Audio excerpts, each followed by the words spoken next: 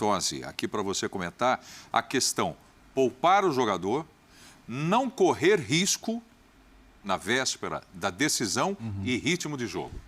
Eu acho que eu entendo o ponto de vista do jogador não ficar 10 dias sem jogar, o jogador gosta de jogar e não quer perder ritmo, mas eu ainda colocaria o fator receio de perder um jogador para a final à frente. Porque qualquer coisa que você sinta 4 dias de um outro jogo, é uma lesão leve, incômodo, é muito pouco tempo para recuperar, é muito pouco tempo para estar bem no sábado. E o Atlético foi diferente, o Atlético botou todo mundo no fim de semana e dificilmente vai colocar qualquer jogador que vai estar envolvido na final amanhã, pelo menos eu não imagino que vai acontecer. Então, eu não concordo com a decisão, assim. Eu iria com o que se convencionou chamar de o time do brasileiro, né? E tinha o time das Copas, que é o time que ganhou a Copa do Brasil, e o time que vinha jogando o Campeonato Brasileiro em algum momento, até com bons resultados. E se a preocupação fosse essa, talvez fosse legal ele dosar os caras no fim de semana, no sábado. Porque você pensa, acabou de ser campeão na quarta-feira, desgastante, a recuperação não foi ideal, mas beleza, joga agora. O que ele está falando que vai fazer amanhã, eu teria feito no fim de semana. Eu confesso que eu imagino que o torcedor deve estar preocupado com medo de perder algum jogador importante para a final. Um exemplo disso aconteceu, e quando a gente fala agora, porque além da Libertadores, se fala muito em Copa do Mundo agora, né? Sim. Dos convocados ou convocáveis que vão para dentro de campo. Semana passada foi o Richarlison. Eu estava transmitindo o jogo da Premier League e teve lá um desconforto, saiu e você estava comigo ontem, né? Foi poupado ontem. O Rodrigo Bueno estava comigo na transmissão. Foi poupado. Poderia até ter voltado, mas a preocupação com Copa do Mundo. Mas com relação ao Flamengo, Bubu? Olha, eu estava acompanhando o Zinho hoje, falando com preocupação da logística do Flamengo. Porque o Flamengo joga amanhã. Imagina você coloca os titulares. Um jogador de futebol, normalmente depois de uma partida, ele demora horas para dormir. Ele não vai ter uma noite tão tranquila, normal. Adrenalina, baixar e tal. O Flamengo já tem um embarque com a Aeroflá, com aquela mobilização que a gente imagina, que não é uma coisa simples, então é um certo parto ali, né? Uma coisa desgastante, a viagem é desgastante, por força do regulamento você precisa chegar com um pouco de antecedência, você vai chegar ainda em 48 horas com o efeito do jogo da terça, na sexta você não pode fazer uma atividade mais forte porque já é a véspera da partida. Então, Guayaquil não é aqui do lado, então me parece um risco, me parece um erro de planejamento caso o Dorival mesmo coloque boa parte dos seus titulares. E aí a gente pode voltar um ano no tempo, né? Que muita gente entendeu que o Palmeiras chegou melhor fisicamente para a decisão contra o Flamengo. Montevidéu. O Flamengo até teve chance de ganhar no tempo normal, né? Com ali, ou pelo menos um Michael, alguma jogada e tal. E muita gente entende também que na final da Copa do Brasil o Corinthians terminou mais inteiro. O Corinthians foi melhor no segundo tempo, o Flamengo caiu de produção. É uma questão física. Vidal com um pouco de dificuldade e tal, acabou saindo. Então, eu acho que era uma coisa importante para o Flamengo pensar. Lembrando da final do ano passado, se é mesmo que a parte física pesou em relação ao adversário, porque o Furacão está fazendo o principal jogo da sua história.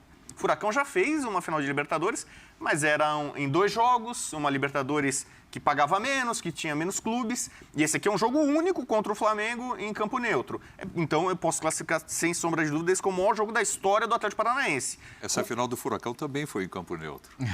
A primeira, né? A segunda foi no campo do adversário. Mas não era no estádio dele, né?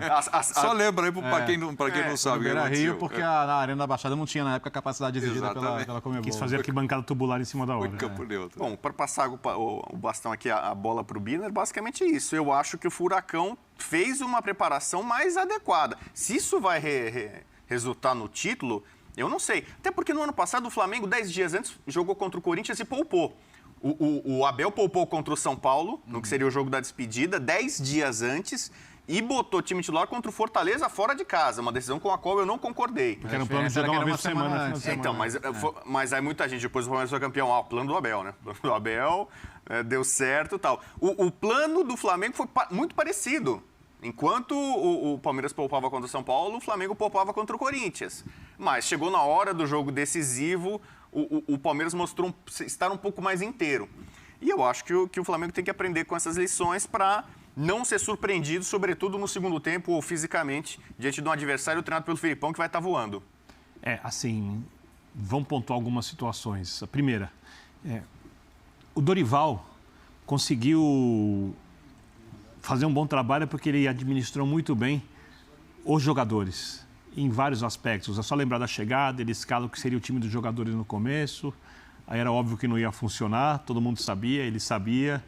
Né? O time dos jogadores, entre aspas, o time que teoricamente era o que mais parecia ser o time principal do Flamengo, e aí ele faz um jeito de jogar, que é o jeito que levou o Flamengo às decisões.